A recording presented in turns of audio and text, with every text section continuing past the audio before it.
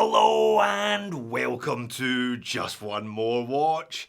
If you watched my State of the Collection video from early December last year and you made it to the end, you'll have heard me say that I only had one ambition, one watch, one grail for 2025.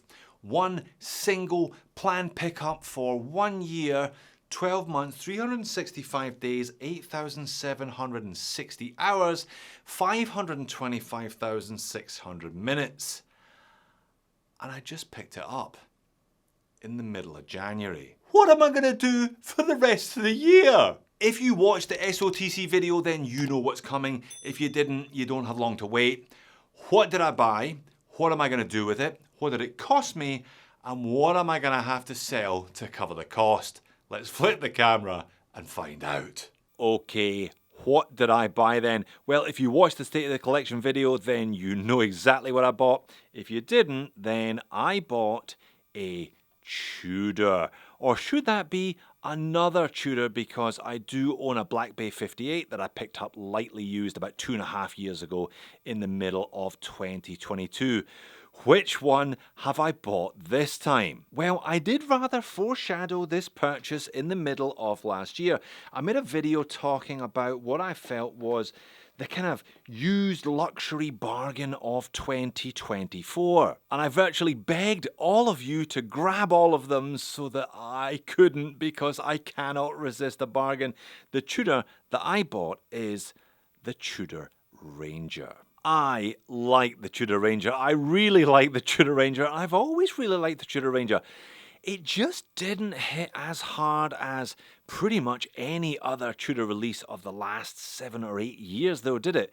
The kind of world shrugged their shoulders when this one was launched at Baselworld 2022, but I didn't, because I love its low-key, under the radar, stealthy, tooly, all brushed, very, very plain and simple look. Too plain for some. It certainly doesn't look as glitzy and glamorous as some of the black and gilt Tudor divers or their chronographs. But for this type of watch, for a simple, no date, 3-hand tool watch, I think it is pretty much perfect. And it's a damn sight cheaper than the Rolex equivalent.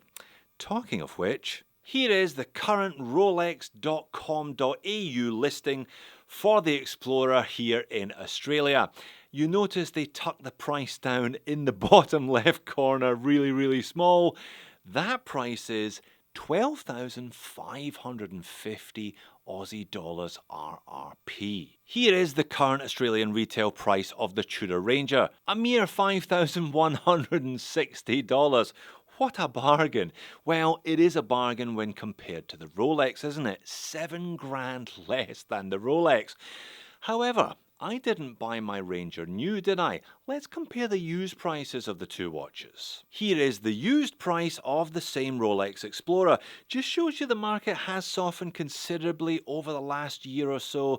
This one is actually $500 less than RRP, but you're still paying $12,000 for the Explorer, even when you're not buying it brand new from the shop. Whereas Tudor Rangers on the used market, over here anyway, are going for a little over 3,000 Aussie dollars. And indeed, that's what I paid for this one. I paid 3,250 Aussie pesos for it. So here's a refresher again. These are the two new prices, the respective new prices in Australian dollars of the Explorer and the Tudor. The Tudor is an affordable alternative to the Explorer therefore, but it's still not all that affordable. Whereas here are the used prices of the two watches. The Explorer is just as out of reach as it was new. The Ranger, though, very, very different proposition, costing a smidge over 25% of the price of a new Explorer. Well, well, Jody, you bought it because it was cheap. Wonders will never cease. Yeah, kind of. But who did I buy it from? Well, I bought this one from none other than Mr. P. Stephen Parker, my friend and business partner at Erebus Watches. He picked this one up about 2 years ago. I borrowed it from him to make some videos about the Ranger in the past. He put his name on the list for a Rolex Explorer in the middle of last year, and I knew this We had a conversation about it, and he told me that if he ever got the call for the Explorer, he would happily sell me his Ranger for a reasonable price. But that call never came, so he went into a different Rolex AD last week to try and put his name down on a different list for the Explorer, had a great chat with the salesperson.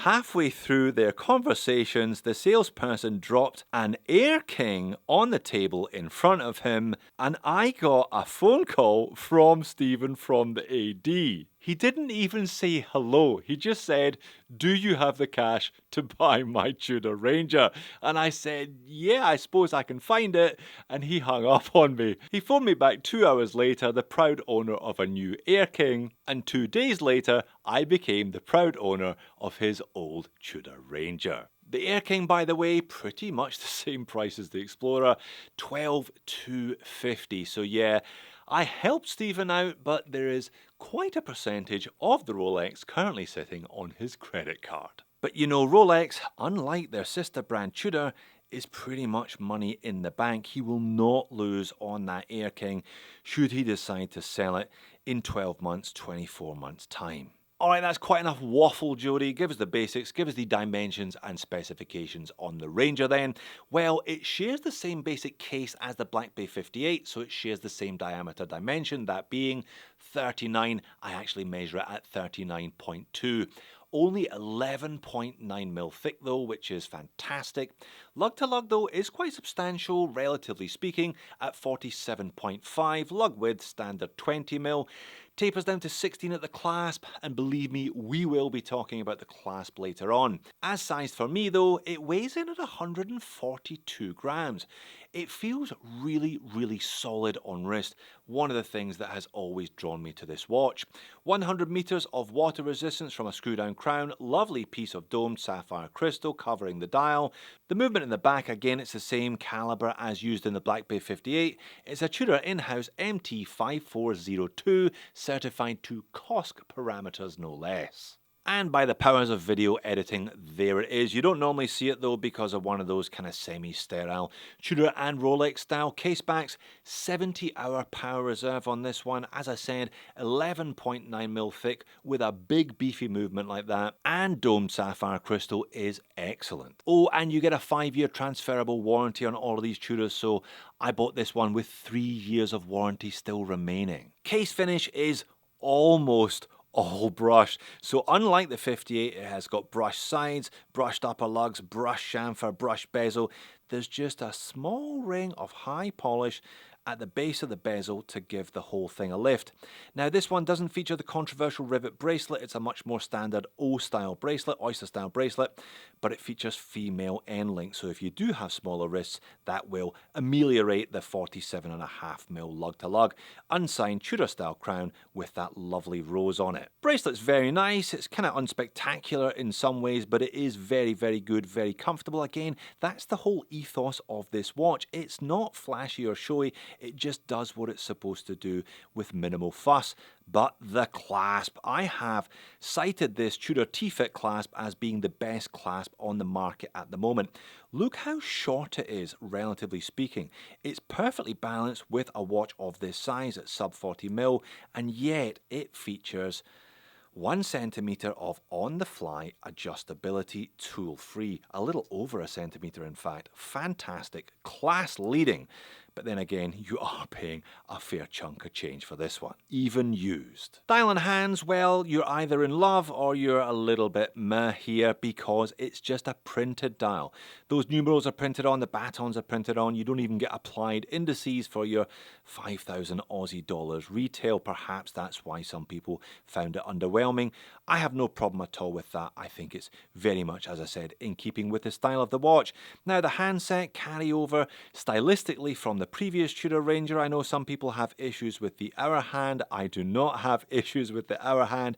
It's all super legible, beautifully proportioned, and there's just enough creamy fauxtina here in the hands and the indices to give the watch a pleasant retro hue, but not to make it look achingly forced. And on wrist, it is fantastic. I have been bemoaning the loss of Tudor's 39mm Oyster case since they discontinued it. They dropped the OP39.